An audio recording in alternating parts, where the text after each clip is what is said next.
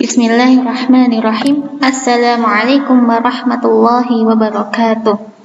Alhamdulillahi rabbil alamin. Wassalatu wassalamu ala asrafil anbiya'i wal mursalin wa ala alihi wa ashabihi faman tabi'ahum bi ihsanin ila yaumiddin, amma ba'd.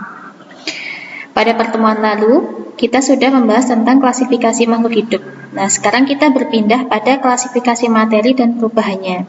Kalau klasifikasi makhluk hidup yang kemarin kita pelajari itu termasuk salah satu bidang ilmu biologi. Nah, kalau di sini klasifikasi materi itu masuk ke dalam bidang kimia.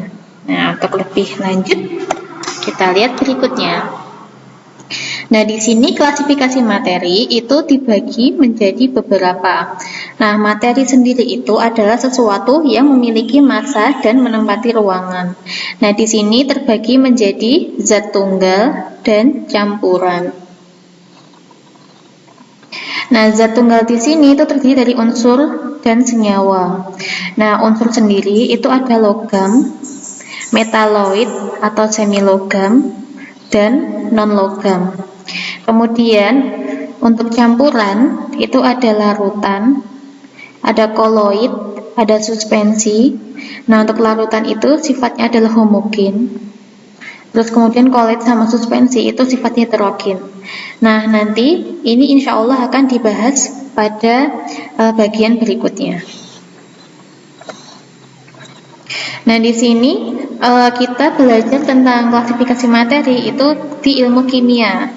Nah, apa sih ilmu kimia itu? Nah, di sini ilmu kimia itu adalah ilmu yang mempelajari tentang materi berupa struktur susunan dan sifatnya, perubahan materi, dan energi yang menyebabkan terjadinya perubahan materi. Nah, ini di sini termasuk dalam ilmu kimia.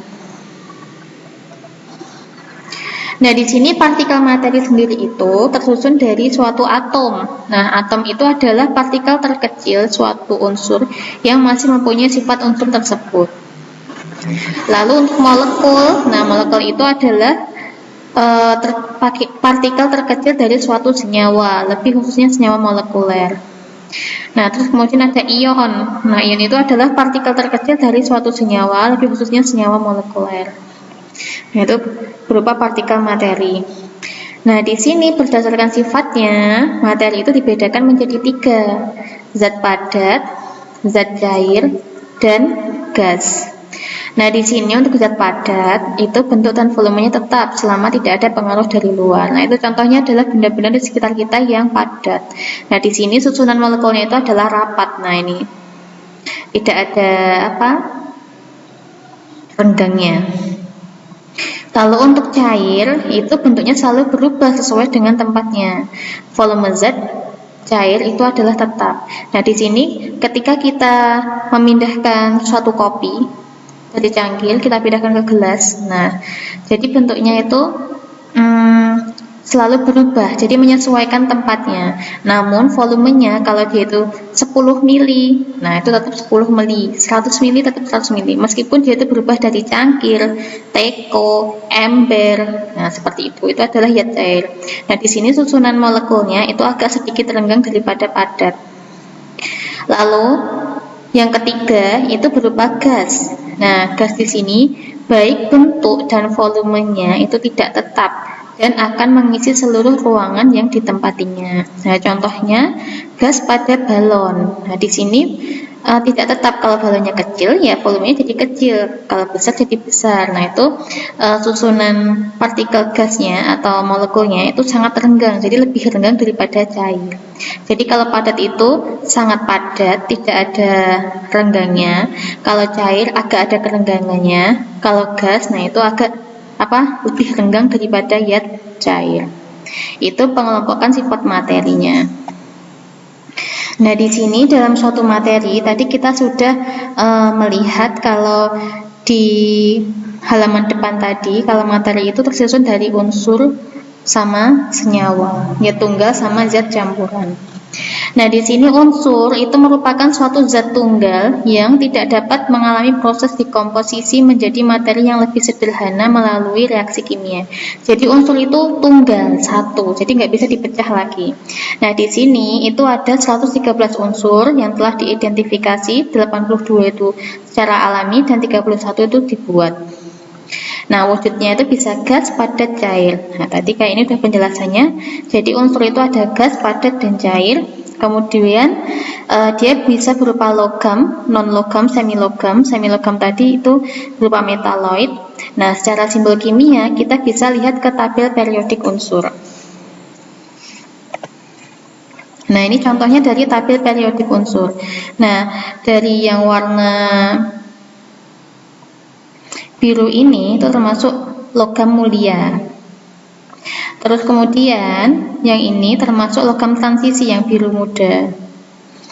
Terus kemudian yang berwarna kuning itu adalah non-logam. Terus yang hijau itu adalah semi logam. Nah, kayak gini wujudnya. Nanti materi seperti ini akan dipelajari lebih dalam di waktu SMA nanti. Nah, ini simbol-simbol unsurnya. Aluminium disimbolkan dengan Al, arsenik dengan AS, dan berikutnya. Kalian bisa baca sendiri di sini. Yang biasa kita kenal itu seperti oksigen, O, terus hidrogen H, terus kemudian N itu nitrogen. Nah, nanti bentuknya bisa dilihat di sini. Nah, di sini beberapa unsur di alam.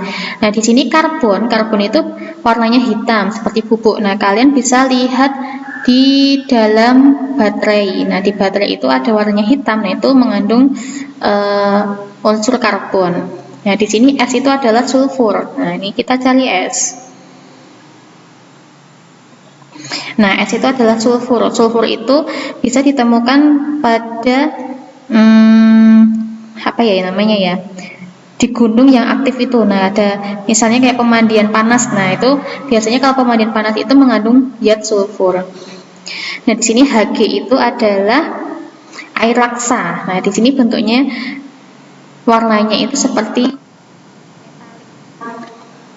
nah itu biasa kita temukan di termometer. Nah, itu warnanya bisa merah, itu dikasih pewarna. Terus bisa juga yang metalik.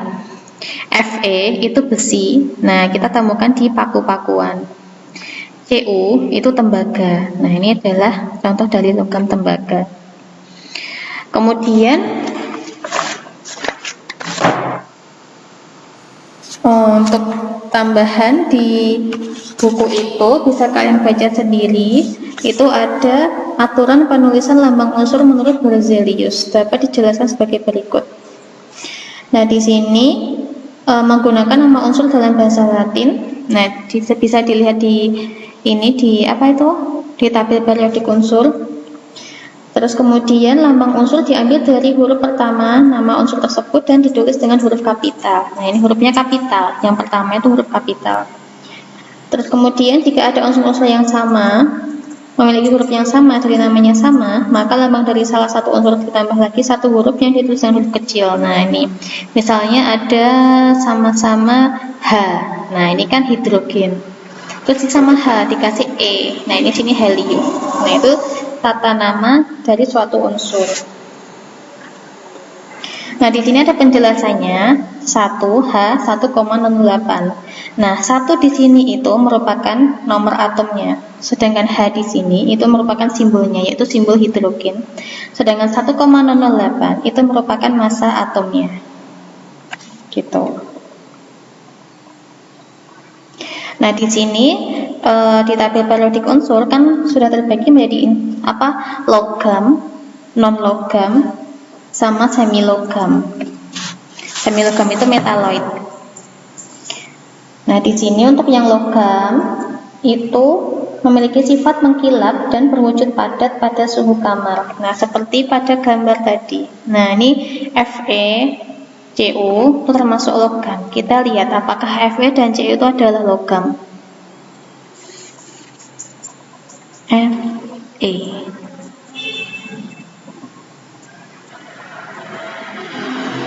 Mana ya?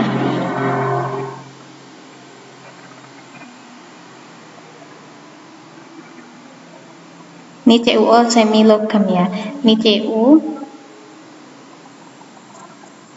terus Fe. Nah, ini termasuk logam. Terus kemudian dapat ditempa dan dapat direnggangkan. Jadi kalau melihat orang yang pandai besi, bukan pandai ya, pandai besi, nah itu kan besi bisa ditempa. Dan dia termasuk konduktor listrik yang baik. Nah, sedangkan untuk non logam itu yang warnanya kuning ini adalah non logam. Nah, di situ sifatnya itu tidak mengkilap atau kusam kecuali karbon dalam bentuk intan. Dapat berwujud padat, cair dan gas pada suhu kamar, tidak dapat ditempa dan rapuh. Konduktor listrik yang buruk kecuali pada karbon. Nah, ini contohnya pada es belerang. Ini belerang, terus kemudian karbon, fosfor, iodin, dan yang berwarna kuning lainnya. Nah, contohnya tadi belerang seperti ini.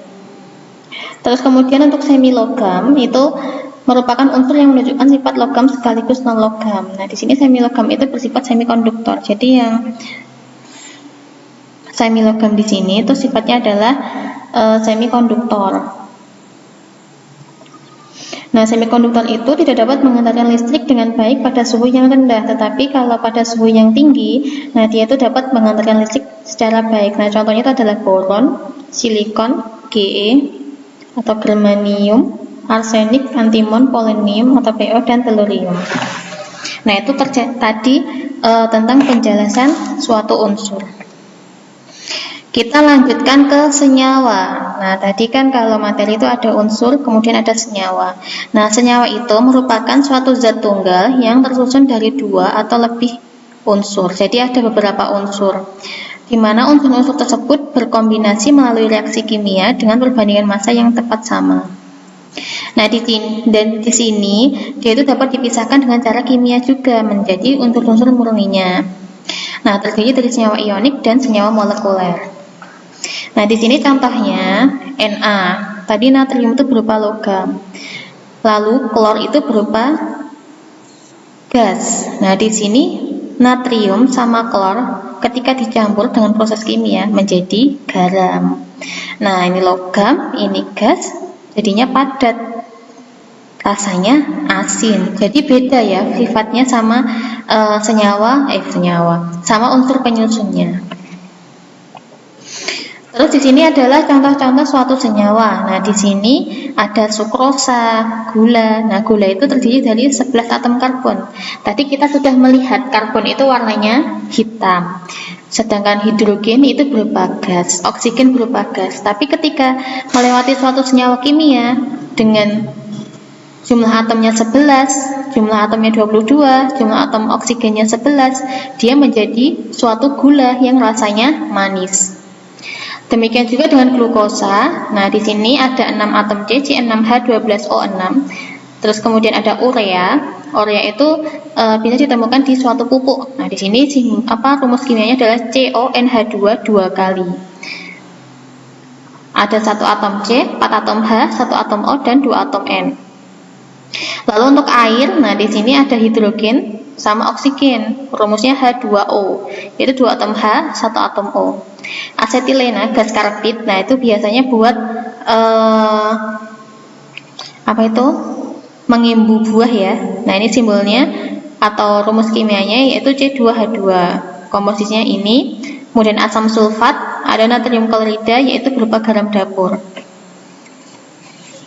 Nah, di sini ada suatu tata nama senyawa. Nah, di sini berdasarkan jenis unsur yang menyusun senyawa, senyawa itu dibedakan atas senyawa biner dan senyawa poliatom. Nah, ini kalian kalau biner itu 2, kalau poliatom itu bisa lebih dari 2. Nah, di sini ada tata nama senyawanya sendiri. Nah, untuk yang senyawa logam dan non logam, nah bisa kalian di buku kalian itu penulisannya yang pertama itu ada nama unsur logam ditulis lebih dahulu, kemudian nama unsur non logam ditulis setelah unsur logam ditambah akhiran ida. Nah, contohnya ini pada natrium klorida. Jadi natrium itu adalah berupa logam, klorida itu berupa gas. Nah, terus kita tulis yang logam dahulu yaitu natrium, kemudian yang non logam itu Cl, itu klorin. Lalu ketika kita namakan yang belakang dikasih nama ida, jadi natrium klorida gitu untuk yang senyawa logam dengan non logam. Kalau untuk non logam dengan non logam, nah di contohnya adalah karbon monoksida, karbon dioksida. Nah di sini diberi awalan angka indeks. Apa itu angka indeks? Nah bisa kalian cek di buku modul kalian. Nah di sini cara penulisannya yaitu nama unsur non-logam yang pertama dituliskan terlebih dahulu.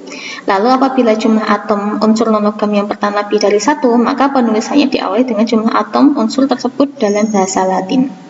Nah kemudian nama unsur non-logam yang kedua itu dituliskan setelah non-logam yang pertama dengan diawali oleh jumlah atom unsur tersebut dalam dalam bahasa Latin dan diakhiri dengan ida juga.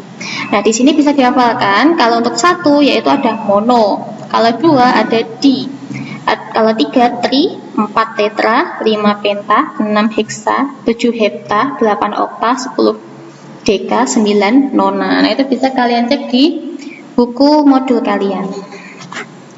Ini contohnya ada karbon monoksida, karbon dioksida. Kalau di buku yang poin 2, N2O4 itu bisa dibaca dinitrogen tetraoksida. Nah, di nitrogen itu jumlah nitrogennya ada 2, terus kemudian oksigennya itu ada 4, yaitu dengan tetra.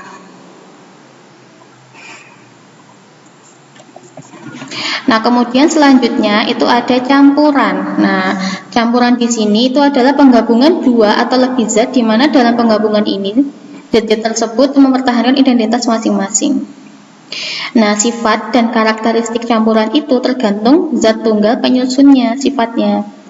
Terus pembentukan dan pemisahan campuran itu melibatkan perubahan fisika saja, kecuali dengan senyawa tadi itu harus melalui proses kimia. Nah, di sini terdiri dari campuran homogen dan heterogen.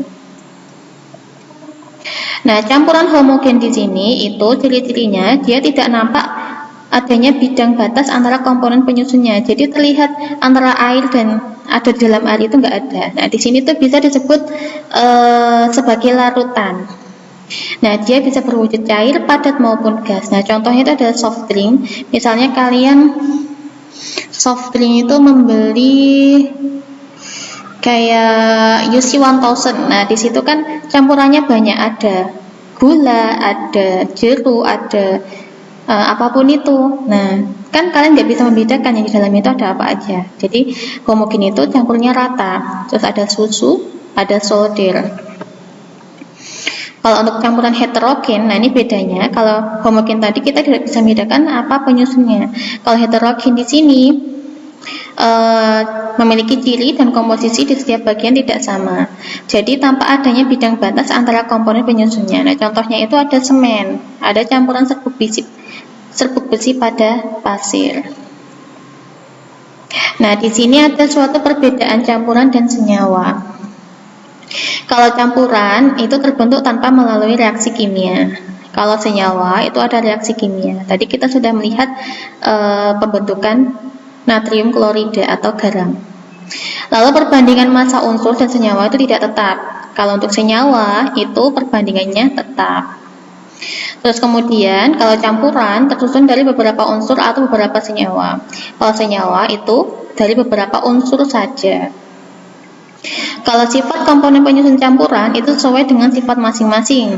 Kalau senyawa, sifat komponen penyusunnya itu berbeda dengan aslinya. Lalu kalau untuk campuran itu melalui proses fisika komponen penyusun campuran dapat dipisahkan. Sedangkan senyawa itu melalui proses kimia komponen penyusun senyawa dapat dipisahkan. Terus kemudian untuk yang campuran homogen, nah di sini itu ada asam basa.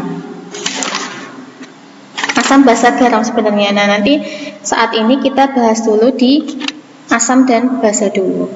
Nah, di sini sifat-sifat asam basa. Yang pertama kita bahas yang asam dulu. Sebagaimana namanya, rasanya itu masam ketika dilarutkan dalam air. Lalu ketika tersentuh, nah itu terasa menyengat bila disentuh, terutama bila asamnya kuat. Lalu untuk kereaktifan, asam itu bereaksi hebat dengan kebanyakan logam. Nah, jadi kalau ada yang asam misalnya cuka atau jeruk gitu kita kasihkan ke besi atau logam, nah dia tuh dapat bersifat korosif. Korosif itu adalah terjadi pengkaratan pada logam. Lalu untuk hantaran listriknya, asam itu tidak selalu ionik, merupakan elektrolit. Nah, contohnya itu pada jeruk dan asam cuka yang sering kita temui sehari-hari. Kalau di buku ada banyak banget, ada asam asetat, ada asam askorbat, asam klorida, asam fosfat. Nah, itu bisa dibaca sendiri nama asamnya, rumus kimia, dan rata-rata dijumpai pada apa. Terus kemudian sifat untuk basa, di sini tuh kaustik.